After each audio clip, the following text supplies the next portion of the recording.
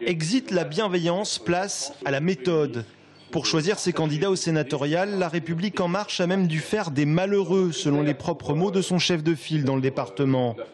Ainsi de Stéphanie Riocreux, sénatrice sortante ex-PS, ayant rejoint LREM sur le tard, trop tard. Trajectoire politique trop peu lisible, souligne Philippe Chalumeau. Le parti présidentiel a donc choisi Martine Chéniaud, qui, elle, a le profil. La conseillère départementale a pris le bateau en marche suffisamment tôt pour ne pas être soupçonnée d'opportunisme. D'autres critères ont ensuite plaidé en sa faveur. L'assise électorale, notre tête de liste est vice-président du conseil départemental, réélue conseillère départementale, maire pendant 13 ans, donc on pense qu'elle a une très belle assise électorale, représentant la ruralité, donc voilà un profil vraiment intéressant pour nous.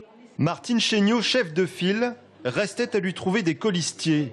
Ils sont au nombre de 4, des élus locaux chacun issus de circonscriptions différentes.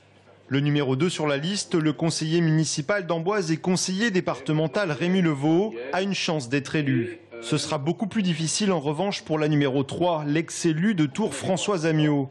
Car le contexte politique s'est tendu pour les macronistes depuis la présidentielle. Nombre de maires, également grands électeurs, ont été échaudés par la suppression de la taxe d'habitation ou la réduction du nombre de contrats aidés.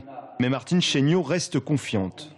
Nous rencontrons une volonté de la part des grands électeurs d'être accompagnateurs des réformes gouvernementales. Ce qu'ils souhaitent, c'est de la stabilité, beaucoup de confiance, et je pense que nous portons cette confiance. Et sincèrement, nous n'avons absolument pas, pour l'instant, entendu de discours dévastateurs sur la politique menée. Mais d'autres obstacles se dressent également sur la route de La République En Marche.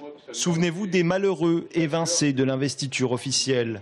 Ils prépareraient une liste LREM dissidente. On pourrait y retrouver le maire de Chambray, Christian Gattard, et la sénatrice Stéphanie Riocreux.